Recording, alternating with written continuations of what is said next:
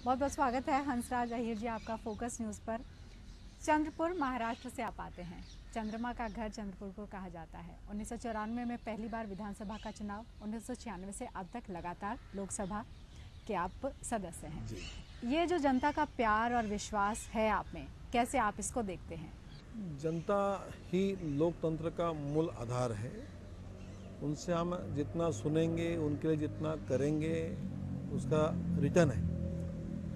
और हमने राजनीति का जो मंच है, इसे सेवा का केंद्र माना है और यही संस्कार हमें मिले हैं। तो मैं पहली बार विधान परिषद में सदस्य होने के पहले मैं वहाँ की म्यूनसिपाल्टी का सदस्य भी रहा हूँ, काउंसलर रहा हूँ, और उसके बाद 96 के बाद अभी तक 4 बार लोकसभा जीतकर आया हूँ। इसका अर्थ ही है कि जनता आंखें मूंद के नहीं रहती है और उनकी सेवा करना ज़रूरी है।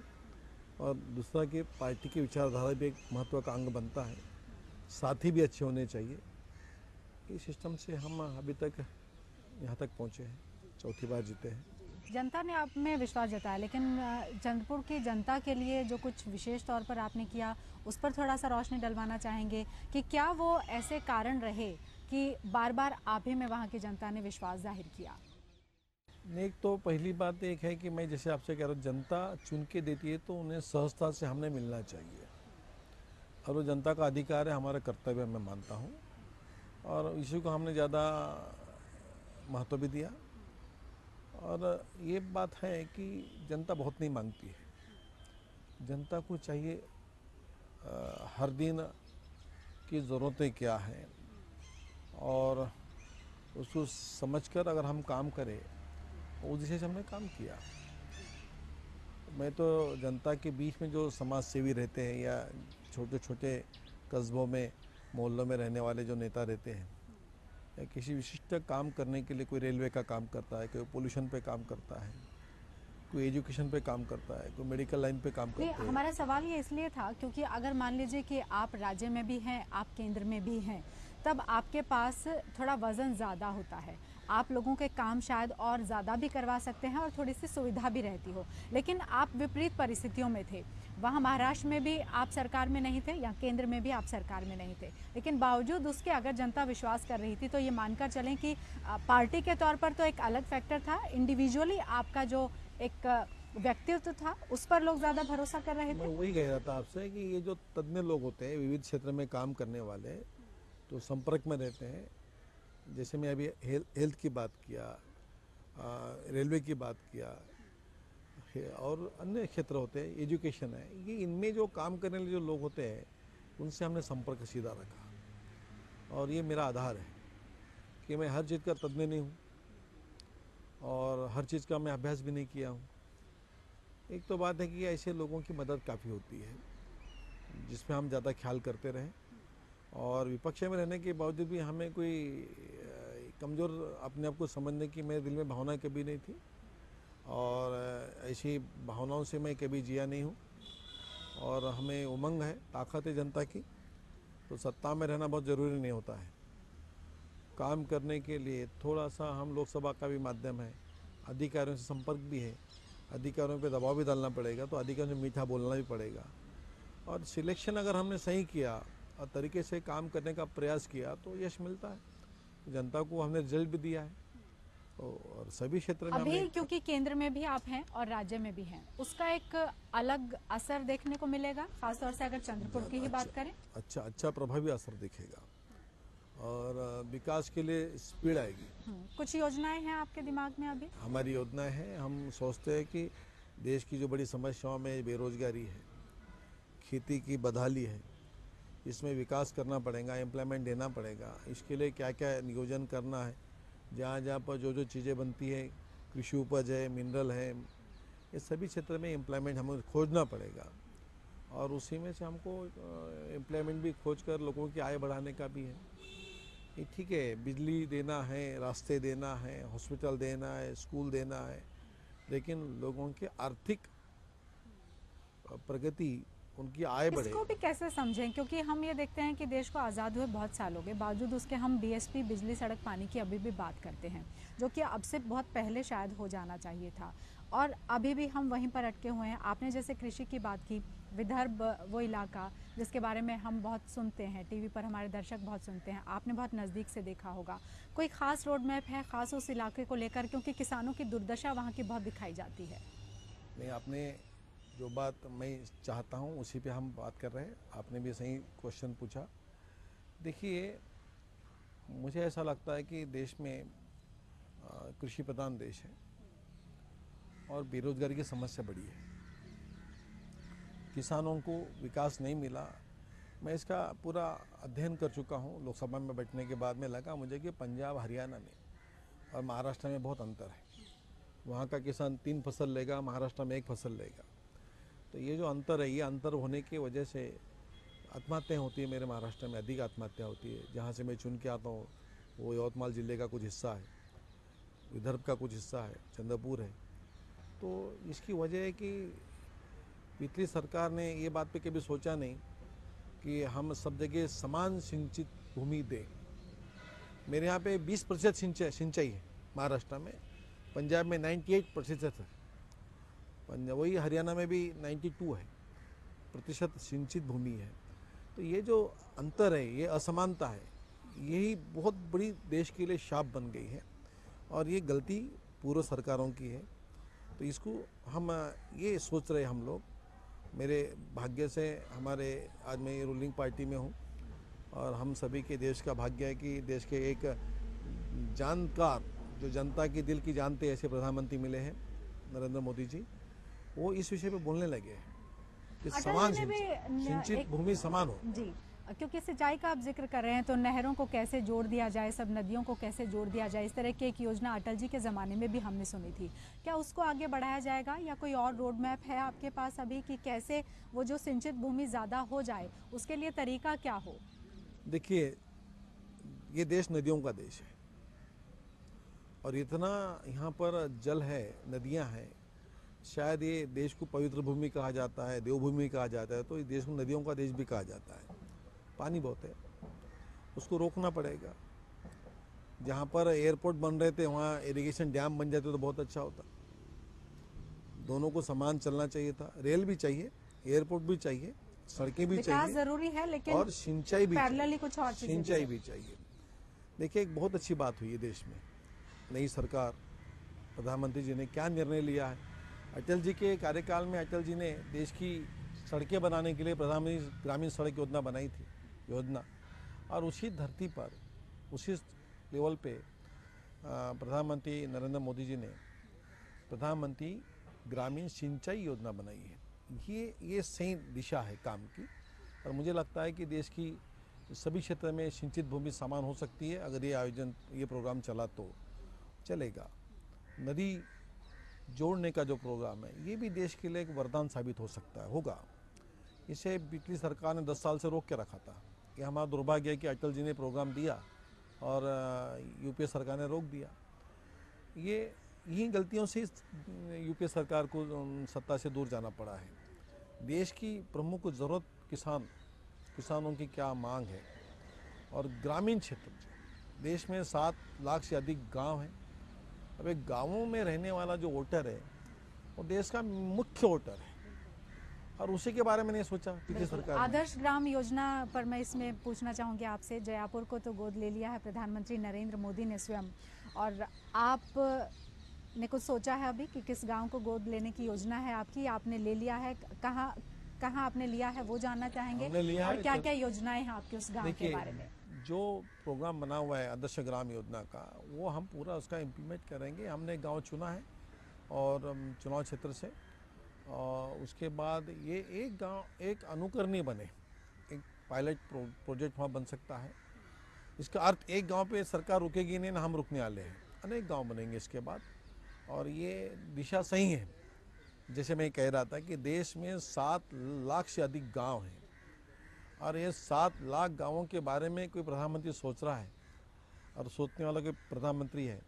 एक प्रधानमंत्री अटल बिहारी वाजपेयी जी थे जिन्होंने ग्राम सड़क योजना दी, और ये प्रधानमंत्री है कि गांव के बारे में सोच रहे हैं।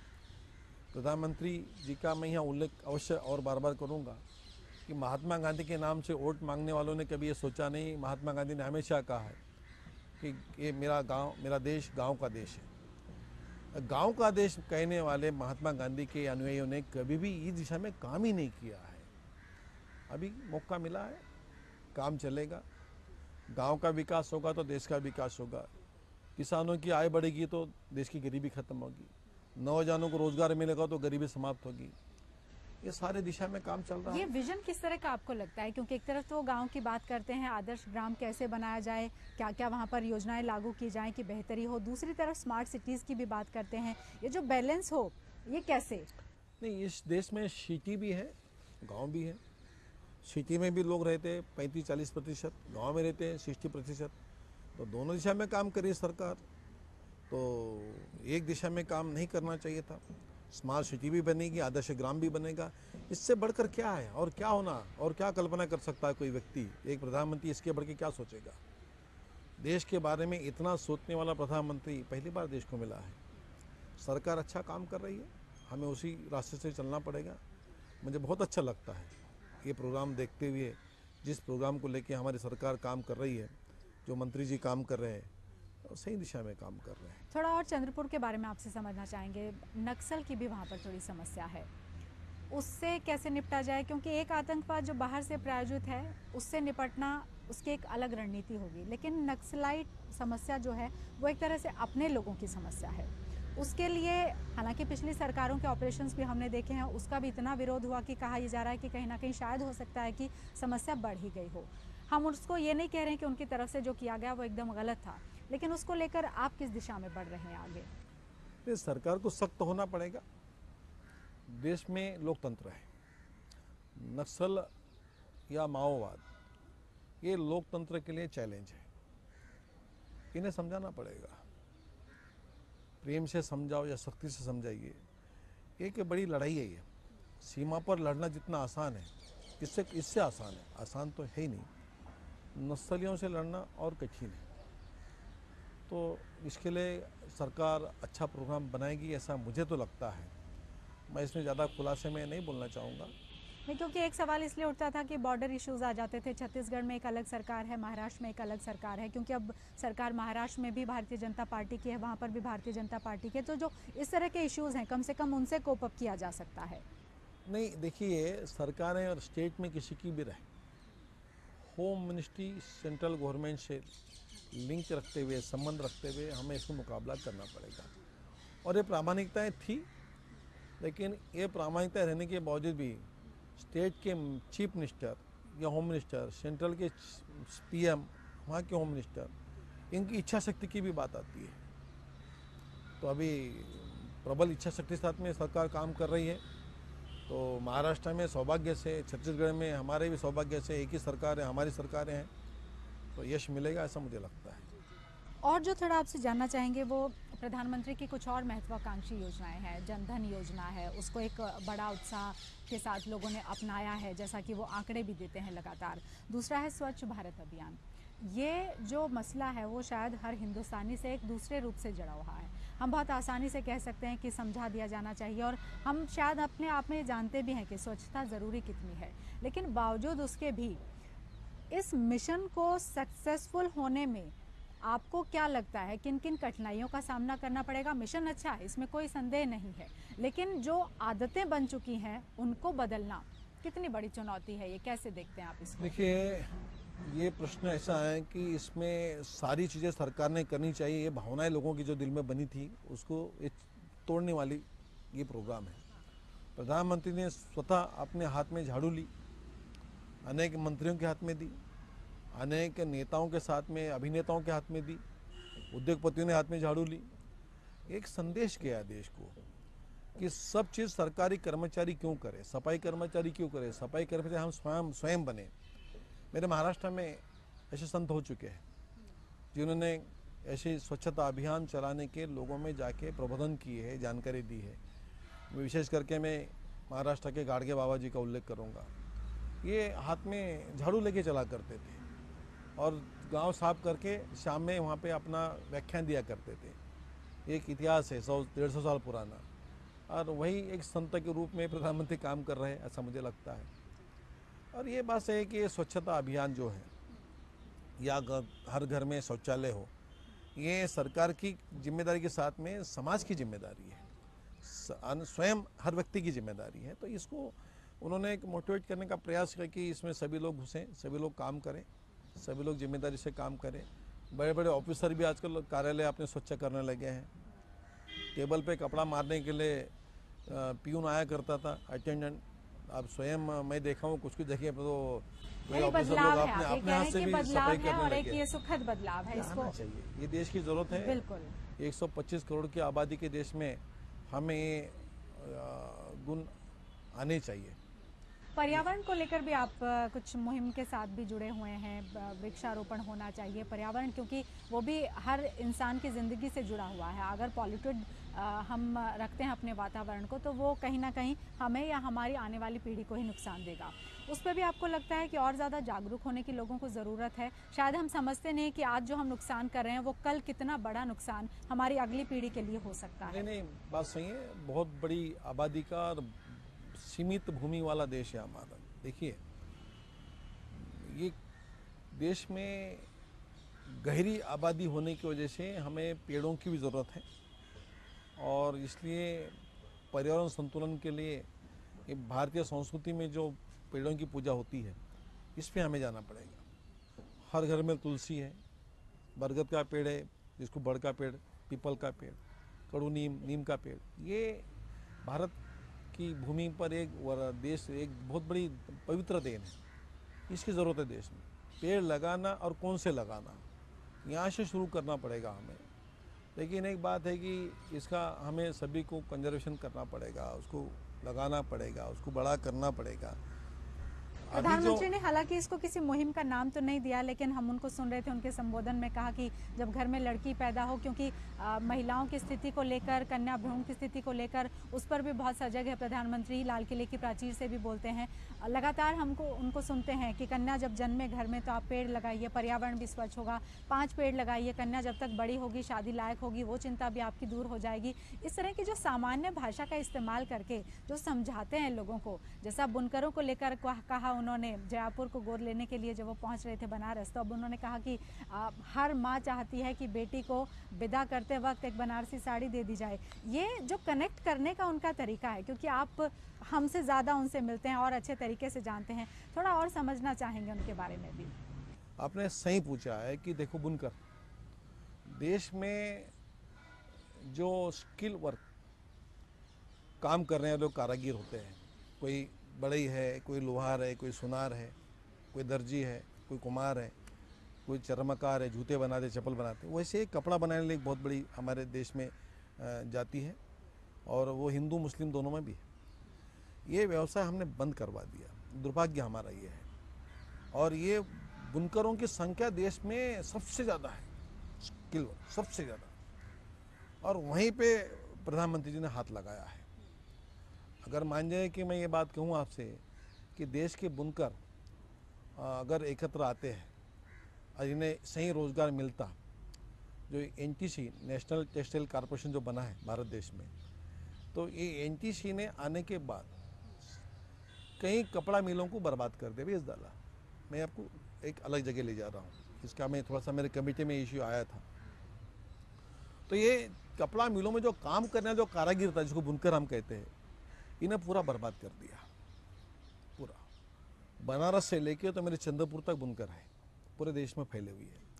ये भारतीय व्यवसाय था जो बर्बाद हो गया, उसको जिंदा करने का अच्छा प्रयास है। आपसे जानना चाहेंगे, आपकी जो एक शख्सियत रही है कुल मिलाकर मुखर राजनेता की रही है, लेकिन उम्मीद ये भी की जाती है कि भूमिका थोड़ी आपकी बढ़नी चाहिए। हम देखेंगे आने वाले वक्त में हमारी पार्टी की भूमिका, सरकार की भूमिका या व्यक्ति भूमिका पूछ रहे हैं आप? व्यक्ति तो अब जाहिर है आपकी जो भूमिका है, चंद्रपुर की जनता ने आपको चुनकर भेज दिया है। सरकार के साथ जुड़कर जो और काम करने की जो भूमिका है, उसके बारे में हम जानना चाहते हैं। सरकार के साथ में जुड़ने के बाद तो मैं मेरे क्षेत्र को बहुत ज़्यादा न्याय देना चाहिए। भूमिका दृष्टिकोण वही रहेगा, लेकिन स्पीड बढ़ेगी।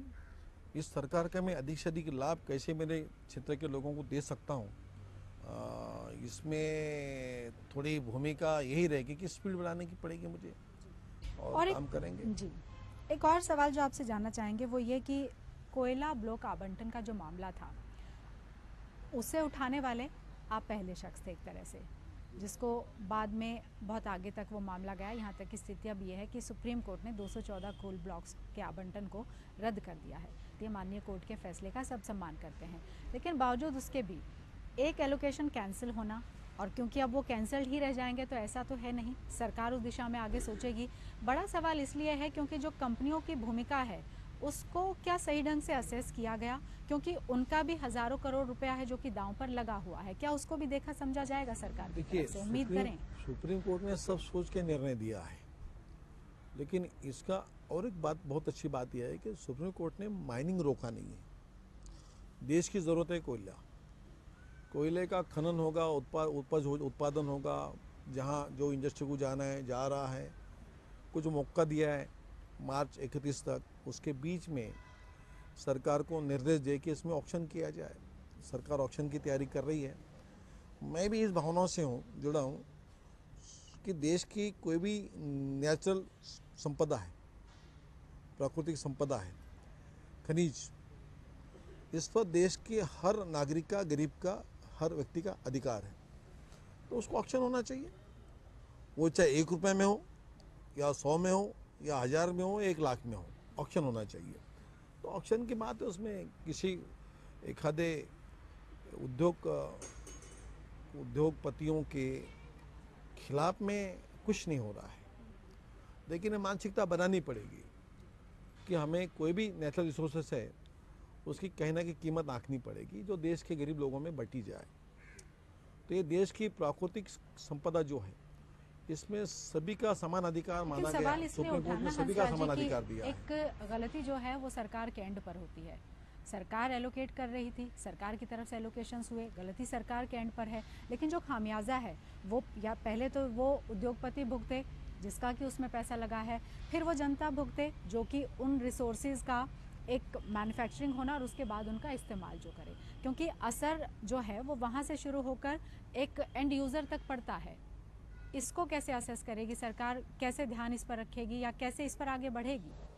सरकार इसमें बहुत अच्छा काम करेगी, मुझे पूर्ण विश्वास है। देश के प्रधानमंत्री मोदी जी उद्योग को बढ़ावा देने वाले हैं, उसको रोक लगाने लिए नहीं है, और उद्योग भी चले, सुप्रीम कोर्ट के निर्देश का पालन भी हो, और देश की जनता की प्रॉपर्टी, उसका लाभ जनता को कैसे मिलेगा, ये सारी बातों में सरकार नीति निश्चित अच्छी बनाएगी। उसमें सरकार कोई गलत करने जाएगी नहीं, क्यों तो देश चलाना है, प्रधानमंत्री जी को सरकार चलाना है, तो सभी का ही वहाँ पर संरक्षण होगा, ऐसा मुझे विश्वास है। चलिए, बिल्कुल निश्चित तौर पर हम भी ये उम्मीद करते हैं।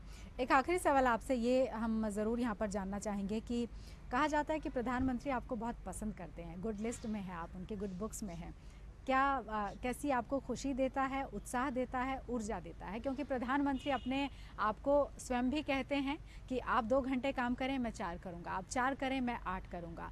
ये जब इस तरीके से एक प्रधानमंत्री बोलता है और वो प्रधानमंत्री अगर कुछ चुनिंदा लोगों को पसंद करता है, ये किस तरह की ऊर्जा देता है फिर आपको? नहीं, आपसे सुनने के बाद मुझे अच्छा लग रहा है कि अगर देश के प्रधानमंत्री मुझ तरह के व्यक्ति को अगर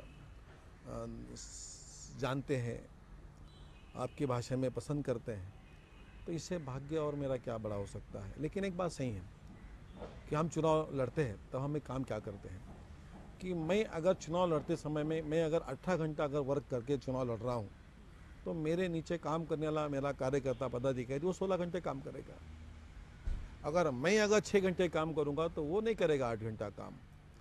तो प्रधानमंत्री जी जितना ज़्यादा अपने आप को काम में बिजी बता रहे हैं, काम कर रहे हैं, तो निश्चित ही उनके साथ में काम करने वाले उनके मंत्री लोग भी उतना ही काम करने के लिए मजबूर भी हैं और अनुकरणीय है, ये अनुकरण करना पड़ेगा। तो निश्चित ही प्रधानमंत्री जी या कोई मुखिया जितना एक्टिव रहेगा उतना उनके साथ में काम करने वाला एक्टिव रहेगा। चंद्रपुर से आगे बढ़कर दिल्ली में थोड़ी सक्रियता हम देखेंगे आपकी आने वाले वक्त में? अब पार्टी ने तो उम्मीदवारी दी, 4 बार जीता हूँ, और चंद्रपुर के साथ में दिल्ली में भी कुछ काम करता हूँ। तो आप देख भी रहे हैं, शायद वो कोल ऑप्शन का मामला हो, कोल घोटाले का हो, और भी कोई काम है। मैंने कृषि क्षेत्र में भी अच्छा काम किया है। मैं चाहता हूँ कि देश में सिंचाई क्षेत्र जो है समान हो।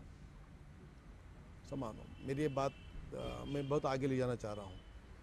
तो ये नेशनल लेवल की काम है, ऐसे तो करता भी रहा हूँ, आगे भी करूँगा। आपका जो संकेत है, मैं अभी कोल एंड स्टील कमेटी का चेयरमैन हूँ, तो ये भी एक राष्ट्रीय स्तर पे काम कर रहा हूँ मैं अभी। कोशिश है कि इसमें भी अच्छा सफलता मिले, और कोई जिम्मेदारी मिलेगी उसमें भी अच्छा काम करने का प्रयास करेंगे। जनता प्रेरणा है हमारी, जनता का आशीर्वाद लेकर हम काम कर रहे हैं।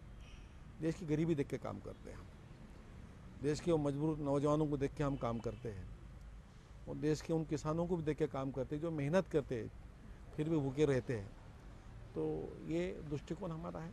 बहुत अच्छा लगा हंसराज जी आपसे बात करके, और वक्त निकाला आपने हमारे साथ चर्चा के लिए। आप जुड़े रहे लगातार इतने वक्त तक, बहुत बहुत धन्यवाद आपका। और उम्मीद करते हैं कि फिर आइंदा मुलाकात होगी आपसे, और कुछ और मुद्दों पर भी हम आपसे उस दौरान चर्चा कर पाएंगे। बहुत बहुत शुक्रिया आपका। ठीक है, धन्यवाद, थैंक यू।